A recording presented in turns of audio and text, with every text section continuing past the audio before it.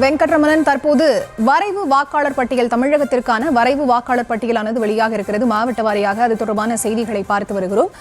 தற்போது மாவட்ட வாரியாக எந்த மாவட்டத்தில் அதிக அளவிலான வாக்காளர்கள் நீக்கப்பட்டிருக்கிறார்கள், எந்த மாவட்டத்தில் குறைந்த அளவிலான வாக்காளர்கள் நீக்கப்பட்டிருக்கிறார்கள்? வெங்கட், மாவட்ட வாரியாக தற்பொழுது அறிவிப்பு வெளியிடப்பட்டிருக்கூடிய நிலையில கோவையை பொறுத்த வரைக்கும் தான் அதிக, அதாவது தற்பொழுது வரைக்கும் அந்த தகவலின் அடிப்படையில் கோவை மாவட்டத்தில்தான் அதிக அளவு வாக்காளர்கள் நீக்கப்பட்டிருக்கிறார்கள் உள்ளிட்ட தகவல்கள் தற்போது கிடைக்கப்பட்டிருக்கிறது.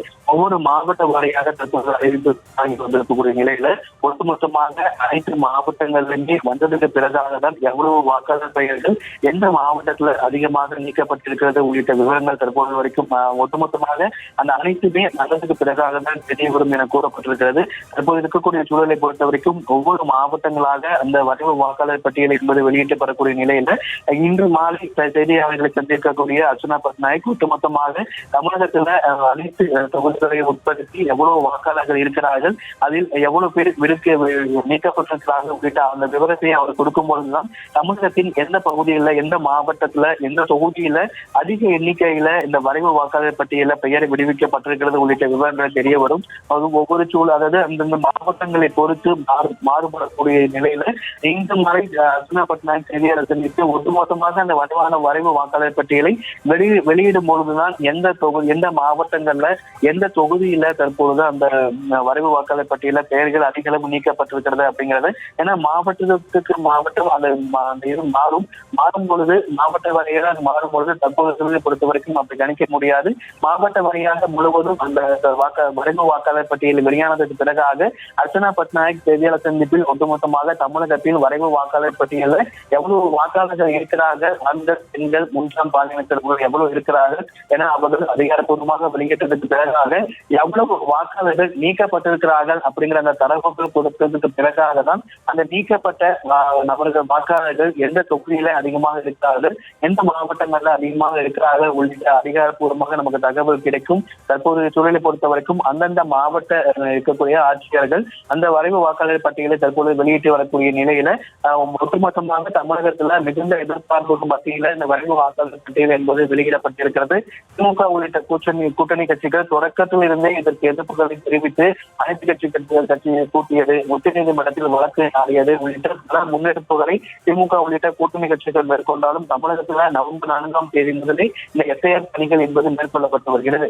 இந்த தற்போதைய சூழலை டிசம்பர் 14ஆம் தேதியே அந்த படிவத்தை, எஸ்ஐஆர் படிவத்தை பூர்த்தி செய்து விண்ணப்பிப்பதற்கான அந்த காலக்கெடு முடிந்த நிலையில தற்போது இன்றைய தினம் மாவட்ட வாரியாக வரைவு வாக்காளர் பட்டியல் என்பது வெளியிடப்பட்டிருக்கிறது.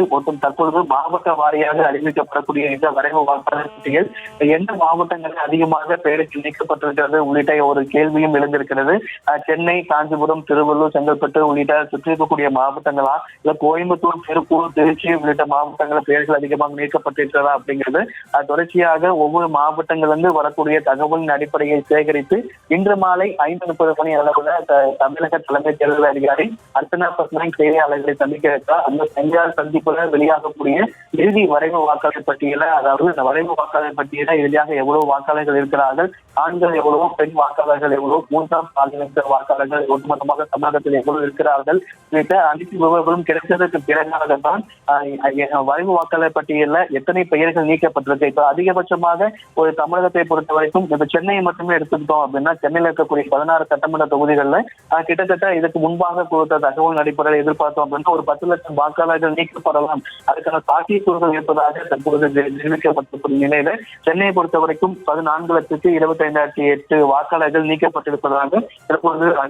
சென்னையில் இருக்கக்கூடிய மாவட்ட தேர்தல் அதிகாரி குமரகுருபன் தெரிவித்திருக்கிறார். அதாவது அதிகமாக மதுரை, திருச்சி, திருப்பூர் உள்ளிட்ட சிவகங்கை, அதே போல நகரி, ராமநாதபுரம் உள்ளிட்ட பல்வேறு மாவட்டங்கள் ஒப்பிடும் பொழுதுமே இறுதி வாக்காளர் பட்டியல், வரைவு வாக்காளர் பட்டியல் வெளியானதுக்கு பிறகுதான் எந்த இடத்துல அதிக வாக்காளர்கள் நீக்கப்பட்டிருக்கிறார்கள் உள்ளிட்ட விவரங்கள் தெரியவரும். தற்போது சூழலை பொறுத்த வரைக்கும் அந்தந்த மாவட்ட ஆட்சியர்கள் தான் தேர்தல் நடத்தக்கூடிய அதிகாரிகளாக இருக்கக்கூடிய நிலையில அவர்கள் மாவட்ட வாரியாக தற்போது வரைவு வாக்காளர் பட்டியலை தற்பொழுது வெளியிட்டு வருகிறார்கள்.